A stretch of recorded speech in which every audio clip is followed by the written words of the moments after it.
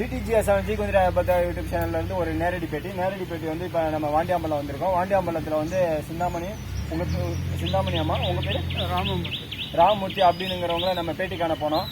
சொல்லுங்க, நம்ம போடுற மாடெல்லாம் கரெக்டா சொன்ன பிடிச்சிருச்சுங்களா? கண்ணெல்லாம் கரெக்டா போச்சுங்களா? நல்லா பிடிச்சி கண்ணு போடுதுங்களா? நல்லா இருக்குங்களா? உங்களுக்கு சன பிடிக்கிறதுல எதுவும் பிரச்சனை இருக்குங்களா? அதெல்லாம் எதுவும் கிடையாது இல்ல. உங்களுக்கு இப்ப ஒரு மாடு சன பிடிக்கலன்னு சொல்லி விற்கணும்னு சொல்லிட்டு இருந்தீங்க. அது எப்படி வித்துட்டீங்களா? என்ன பண்ணீங்க? இப்ப அந்த ஊசி யார் போட்டது? நீங்க போட்டதா? சன பிடிச்சி கண்ணு போட்டுங்களா? பொட்டை கண்ணுட்டி போட்டுச்சு. 4-5 கண்ணுட்டி நம்ம ஊசி போட்டுருக்கு. நிறைய பொட்டை போட்டுச்சா காலை போட்டுச்சுங்களா? ஆனா நம்ம சன ஊசி போடுறது எல்லாமே டக்குனு பிடிச்சிருக்கு. ரிப்பீட்டர்ஸ் எதுவும் வரல. நல்லா இருக்குது, நல்லா இருக்கு.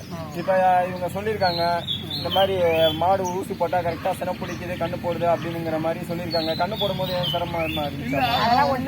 இல்ல, கண்ணுக்குட்டியெல்லாம் நாலு கண்ணுட்டியா இருந்துச்சா இல்ல சும்மா நாட்டு கண்ணுட்டியா? இல்ல அந்த மாதிரி கண்ணுக்குட்டி நம்ம இதுதானே. சரி, ஓகே, அதையும் நம்ம காமிச்சிருவோம். நீங்க இப்ப பாத்துட்டு இருக்கிறது வாண்டியாம்பலத்துல சிந்தாமணி ராமமூர்த்தி அப்படின்னு சொல்லி அவங்களுடைய மாட்டு இதை பண்ணதான் பாத்துட்டு இருக்கீங்க. அந்த மாடு வந்து பாத்தீங்கன்னா நீங்க பாத்துட்டு இருக்க மாதிரி சென பிடிக்காமே இருந்தது. வெளியில போட்டு பிடிக்கல அப்படின்னு சொல்லியிருந்தாங்க. ஆனாலும் விற்கணும் அப்படிங்கிற மாதிரி சொல்லியிருந்தாங்க. நான் தான் வந்து சேலஞ்ச் பண்ணி நம்ம போட்டு பார்ப்போங்க அப்படின்னு சொல்லி சேலஞ்ச் பண்ணி தான் போட்டேன். சேலஞ்சு பண்ணி போட்டதில் இப்போ ஒரு பொட்டை கண்ணுக்குட்டி போட்டிருக்கேன். அந்த கண்ணுக்குட்டியை தான் நீங்கள் இப்போ பார்த்துட்டு இருக்கீங்க. அதான் அந்த கண்ணுக்குட்டி, நீங்களே பார்க்கலாம் அந்த கண்ணுக்குட்டியை. மாடு வந்து பின்னாடி இருக்குது. மாடு நல்லா அருமையான மாடு, ஜாதி மாடு, அவங்களுக்கே தெரியும். சேலஞ்சு பண்ணி போட்டு தானே பிடிச்சது, கரெக்டாக பிடிச்சிருச்சுல்ல? Right, okay. நம்ம முன்னாடி போடுற மாடு எல்லாமே சென பிடிச்சிட்டு தானே இருக்கு உங்களுக்கு. அதெல்லாம் சென பிடிக்காம எதுவும் இல்லைல்லம்மா? ஓகே, இதை நாங்கள் இப்போ நம்ம ஊசி போட்ட கண்ணுக்குட்டி இதுங்களா? Right, okay.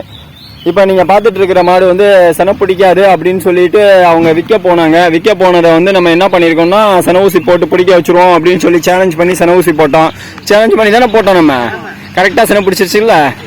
நான் சொல்லியிருந்தேன் அவங்கள்ட்ட இந்த மாதிரின்னு. இப்ப நீங்க பாத்துட்டு இருக்கிறது வாண்டியாம்பலத்துல சிந்தாமணி ராமமூர்த்தி அப்படின்னு சொல்லிட்டு அவங்களுடைய மாட்டு பண்ணையை தான் பாத்துட்டு இருக்கீங்க. இவங்க மாடு சனையே பிடிக்க மாட்டேங்குது, நான் விற்க போறேன் அப்படின்னு சொல்லிட்டு இருந்தாங்க. அப்படின்னு சொல்லிட்டு நிறைய மாடு வச்சிருந்தாங்க. அதுல வந்து பாத்தீங்கன்னா அவங்களே பேட்டி கொடுத்துருப்பாங்க. இந்த மாடு வந்து பாத்தீங்கன்னா விற்க போன மாட்டை அப்படியே பிடிச்சி, இல்லைங்க இதை நான் ஒரு டைம் சென ஊசி போட்டு காமிக்கிறேன், கரெக்டா பிடிக்குங்க அப்படின்னு சொல்லிட்டு சென ஊசி போட்டு சேலஞ்ச் பண்ணி பிடிக்க வச்சேன். அது காரணம் என்ன அப்படின்னா அதை வந்து நீங்களும் தெரிஞ்சுங்க எப்படி பண்ணோம் அப்படின்னுங்கிறத.